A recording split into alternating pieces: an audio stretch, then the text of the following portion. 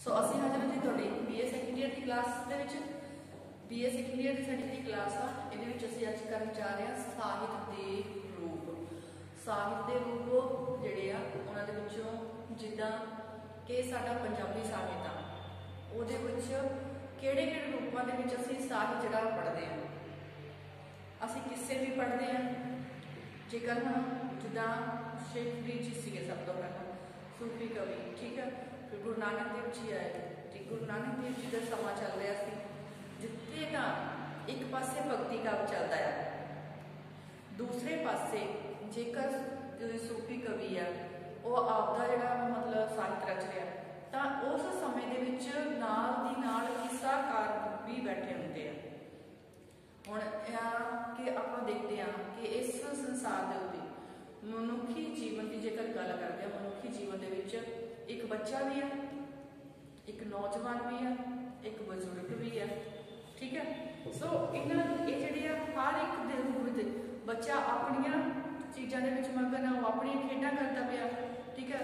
नौजवान जिहड़ा वा ओह जिद्दां कई नौजवान ओह कम्मां दे विच रुचि लैंदे आ, कई कोई अजिहे भी है जो इश्क दे विच पै जांदे आ, कोई अजिहे भी है जिहड़े होर किसे दे विच काम कर रहे हैं।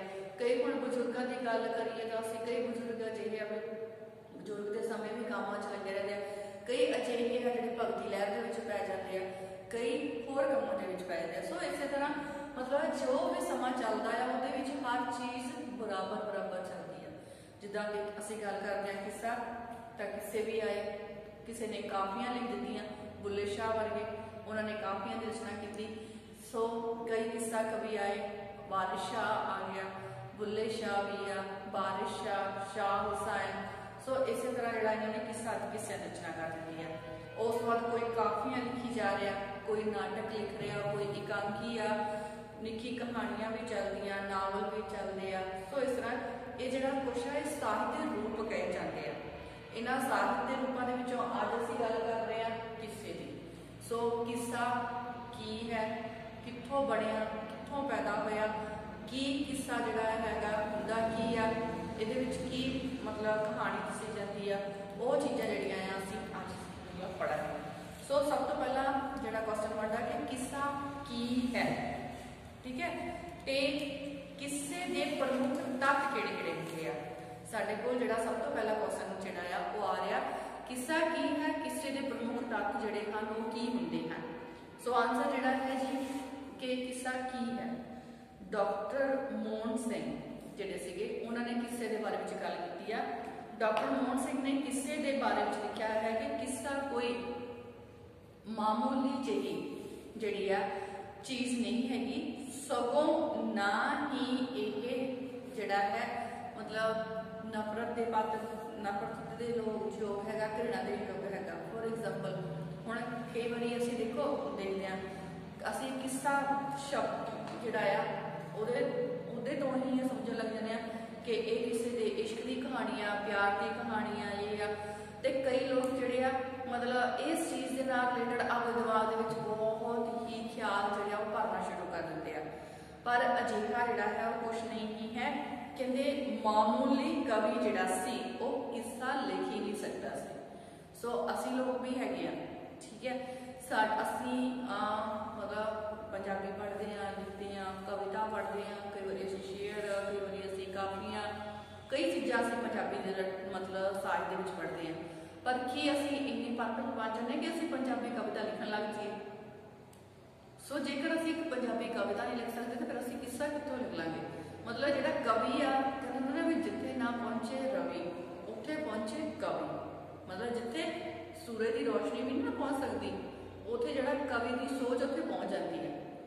हुण जेकर असीं एक कवि के मन तो वेखीए, सो जिहड़ा आपां नॉर्मल कई तरह के किस्से अपनी नॉर्मल लाइफ में सुनते हैं, ठीक है। फलानी जगह आ गया जी, ढमकानी जगह आ गया जी, फलानी जगह फलानी कुड़ी ने लव मैरिज करवा ली जी, फलानी ने इतना करता जी, जो करता असीं सुनते हैं, ठीक है। तो असीं सुन के उन्होंने लिए हमेशा ही नफरत की भावना रखते हैं कि हाँ उन्होंने तो बहुत बड़ी गलती कर दी, ये करता वो करता।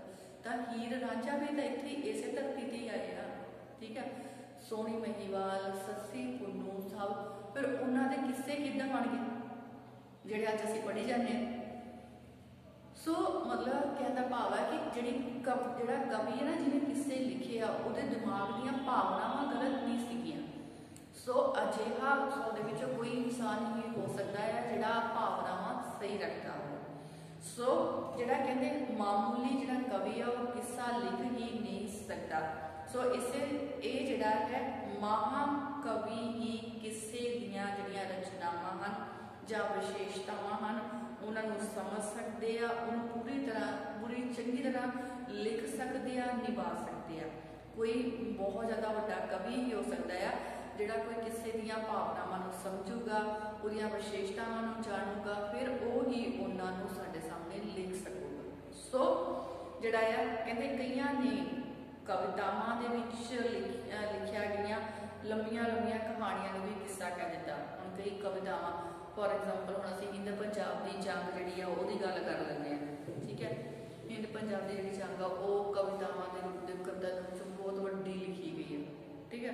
कईयां ने उहनूं ही किस्सा कह दिता है, ठीक है।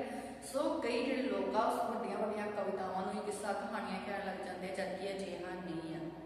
अंग्रेजी जिहड़ा बैलड आ अंग्रेजी बैलड नूं असीं किस्सा नहीं आख सकदे। सो कहते इस तरह जिहड़े वार आ इस तरह वारां हो गईयां जंगनामे हो गए, ये भी किस्सा अखवाउण दे असल दे विच हकदार नहीं हैं। क्यों? क्योंकि मैं दस्सिया कि लंबियां लंबियां कवितावां दे रूप विच ही लिखे हुए हैं। सो कहते भाव कि यह है कि इन्हां दी बयानी जिहड़ी है जिन्हां नूं बयान करन दा जिहड़ा ढंग है वो कविता के रूप विच है, जदों कि किस्सा जिहड़ा है वो इन्हां तों बिल्कुल ही भिन्न हुंदा है। सो कहते किस्से बैलड नालों जिहड़ी किस्से बैलड नालों रचना हुंदे हन जंगनामे वार नालों बहुमुखी वृतांतक रचना होया करदियां हन। ये बहुत तरह दीयां जिहड़ी रचनावां दे विच आ जांदा। सो किस्से दे विच हुंदा की है, एक कहानी हुंदी है, किस्से दी जिहड़ी है मतलब एक कहानी हुंदी है ते किस्से दी जिहड़ी शब्दी अर्थ जिहड़ा है वो कहानी मतलब जेकर आप कहते ना कि किस्सा है की आ तां ओहदा मतलब कि कहानी है एक तरह की। सो किस्सा जिहड़ा है वैसे तो कहानी हुंदी है ते इहदा शब्दी अर्थ भी यही है कि एक कहानी के रूप में इसनूं पढ़िया जाता है।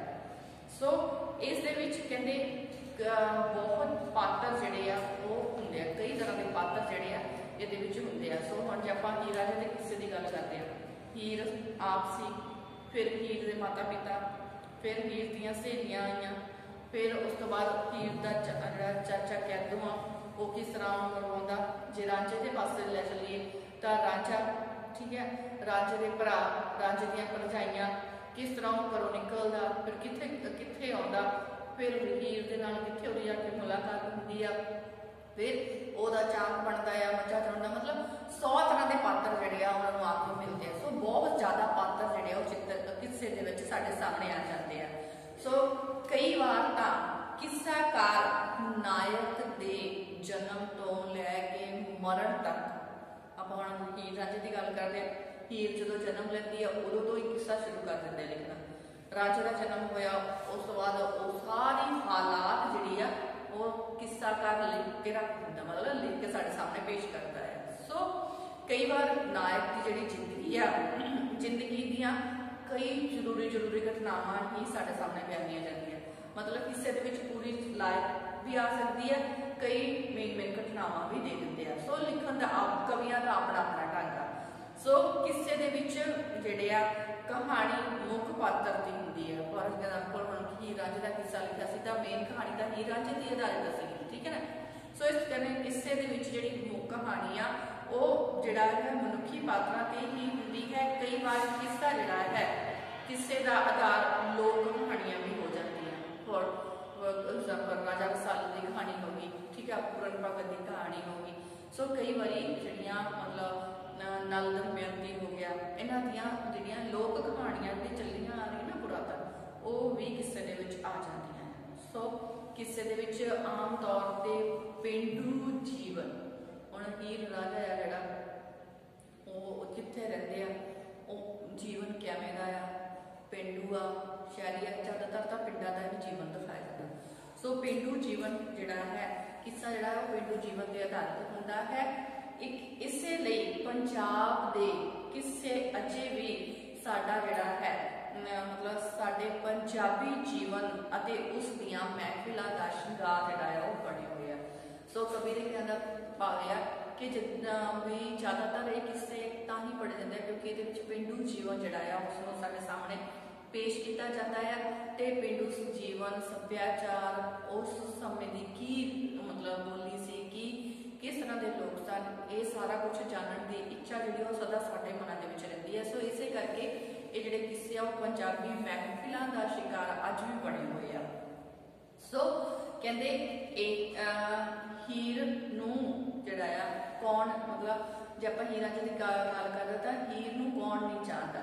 सो आपां मतलब आपां जिहड़ा आ हीर देखी नहीं, ठीक है, असीं हीर नूं नहीं देखिया, असीं रांझे नूं नहीं देखिया, पर असीं उहदा किस्सा पढ़िया है। सो किस्सा पढ़न तो बाद असीं जिहड़ी आ उहनां दे बारे जानकारी जिहड़ी आ पूरी कर लई है। सो असीं भी हीर नूं जानन वाले बन चुके हैं। सो इस तरह कहंदे हीर नूं कौन नहीं सुनदा जां कौन नहीं जानदा, किस पंजाबी दे दिल दे उत्ते हीर दे किस्से दा जिहड़ा प्रभाव है वो नहीं मतलब हर एक दे मनां दे उपर जिहड़ा आ जिद्दां जिद्दां असीं पंजाबी लिटरेचर पढ़दे आ तां जदों असीं हीर रांझे दी कहानी सुनदे तां साडे मनां दे उत्ते जिहड़ा ओहदा जादू आ वो जरूर जिहड़ा छा जांदा है। सो किस्से जिहड़े आ वो इश्क, रोमांस, वीरसी अते मनोरंजक, समाजिक, इतिहासिक जिहड़ा आ इस तरह के होया करदे सन। हाँ, कई किस्सियां विचों जिहड़ा है मतलब प्रासरीरिक अंश भी कईयां दे विच हुंदे हन, मतलब कई परियां दीयां कहानियां जां दूसरियां कहानियां भी आ जांदियां हन। कई किस्सियां विच पंजाबी सभ्यता अते सभ्याचार जिहड़ा है वो भी साडे सामने जिहड़ा पेश किया जाता है। पंजाबी जिहड़े किस्से आ पंजाबी किस्सियां दे विच पंजाबी जीवन जिहड़ा है उहनूं खुल के साडे सामने जिहड़ा है वो प्रगटा दिता जांदा, पेश कर दिता जाता है। सो इस तरह कहते पंजाबी किस्सियां दे विचों तुहाडे इस हिसाब नाल किहड़े-किहड़े किस्सियां दी जिहड़ी है तुसीं गल सुणी पंजाबी लिटरेचर दे विच तुसीं किहड़े-किहड़े किस्से सुने आ तुहाडे हिसाब नाल बोलो, किहड़े-किहड़े किस्से तुसीं सुने? चल दे बोल। हाँ, हीर रांझा हो गया, सस्सी पुन्नू, सोनी महिवाल, होर मिर्जा साहिबा, यूसुफ जुलेखा, यस, राजस्थान का किस्सा लैला मजनू का तो हैगा ही है, मेला भी लगता। सो लैला मजनू, शीरी फरियाद, पूरन भगत अजिहे जिहड़े किस्से वो बहुत ज़्यादा प्रसिद्ध होए हुए हैं, ठीक है। सो इन्हां दे विच जिहड़े किस्से आ उन्हां कई बंदां दे विच इन्हां दी वरतों कीती जांदी है। सो पंजाबी विच पहला किस्साकार जिहड़ा आ दामोदर होया सी जिन्हें हीर दा जिहड़ा किस्सा सी वो लिखिया सी। सो ये किस्सा दा लिखण दी पिरत जिहड़ी सी वो दामोदर ने पा दित्ती सी। सो ओह अकबर दा समकाली सी, मतलब अकबर दे समय दा ओह सी, अकबर दा समकाली सी। उसके कहण दे अनुसार जिहड़ा हीर ते रांझे दा किस्सा उसने आप लिखिया होया सी। क्यों? क्योंकि दामोदर तो पिछों हाफिज बरखुरदार, पीलू, अहमद यार, कादर यार होए हन। इन्हां सारियां ने भी जिहड़ा आ सारियां विचों सिर कटक कवि जिहड़ा आ वो वारिश शाह आ जिहदी हीर सब तो ज़्यादा मशहूर हुई है। दामोदर जिहड़ा आ उन्हें सब तो पहला किस्सा लिखण दी पिरत पाई। अकबर के समय उन्हें हीर रांझे का किस्सा लिखिया सी।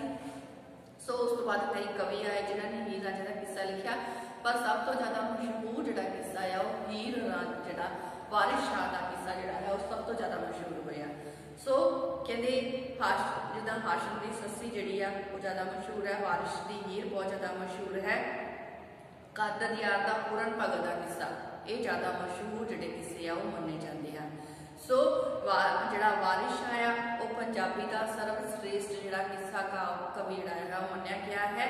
कहते हीर का किस्सा लिखण करके वो सदा दे लई अमर जिहड़ा सी वो हो गया सी, क्योंकि कहा जाता है कि जिहड़ी हीर सी उसने वारिश शाह नूं सदा दे लई अमर कर दिता सी। मतलब अज भी जदों असीं गल करदे हां तो हीर का किस्सा जो भी याद किया जाता तो वारिश शाह का नाम पहले नंबर पर आ जाता है। मतलब हमेशा यही गल की कि वारिश की ही सब तो ज़्यादा मशहूर है। सो किस्से जिहड़े आ इस बहुत साडा जिहड़ा हरमन प्यारा रूप, मतलब साडे पंजाबी साहित्य का एक हरमन प्यारा रूप जिहड़ा मन्ने गए आ।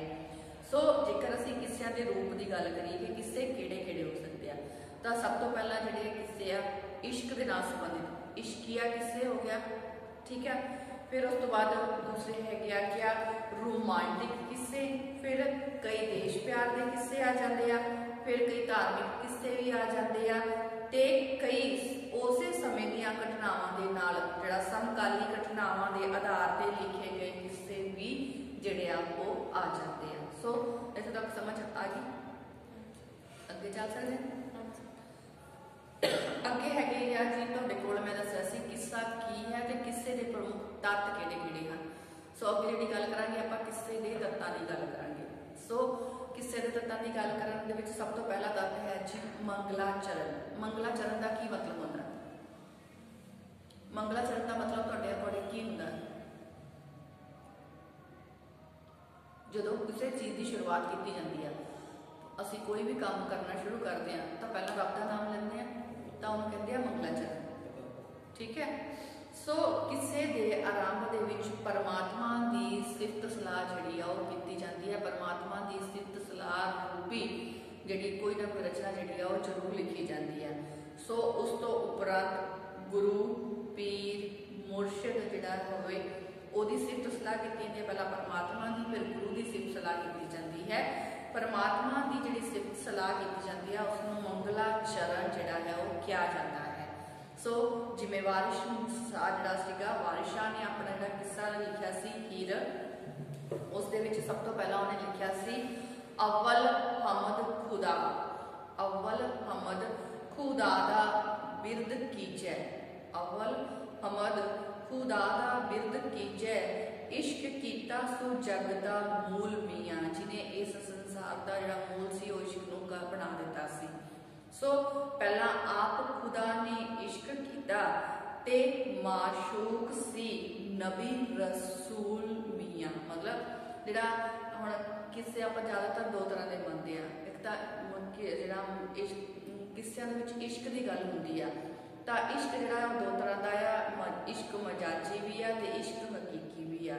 इश्क मजाजी जिहड़ा आम तौर पर औरत ते मर्द का इश्क का जिहड़ा गल करती जाती है, इश्क हकीकी जिहड़ा परमात्मा दे नाल इश्क आ।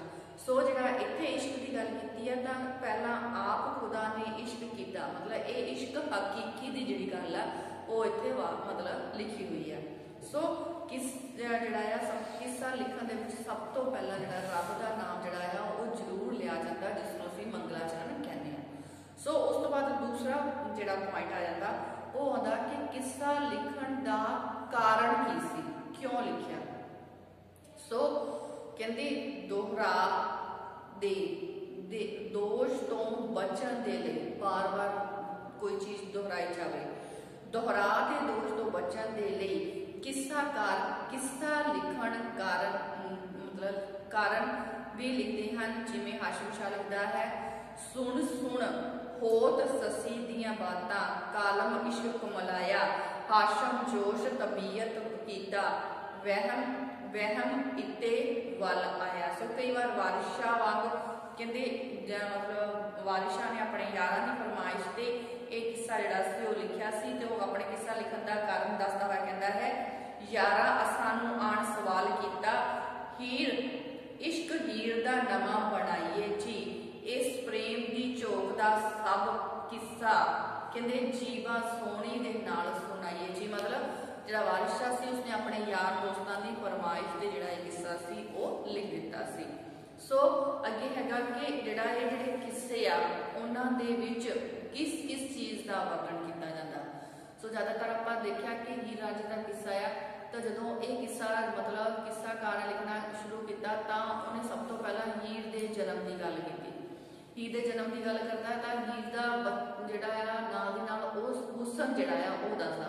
शुरुआती जड़ियाँ मतलब जो किस्सा लिखता तो नाल दसदा कि हीर जी वो बहुत ज़्यादा सोहनी है, ਤੇ ਉਹਨੂੰ ਮਤਲਬ ਜਦੋਂ ਉਹਦਾ ਜਨਮ ਹੋਇਆ ਉਹਨੂੰ ਰੇਸ਼ਮ ਦੇ ਕੱਪੜਿਆਂ ਦੇ ਵਿੱਚ ਲਪੇਟ ਕੇ ਰੱਖਿਆ ਗਿਆ ਆ।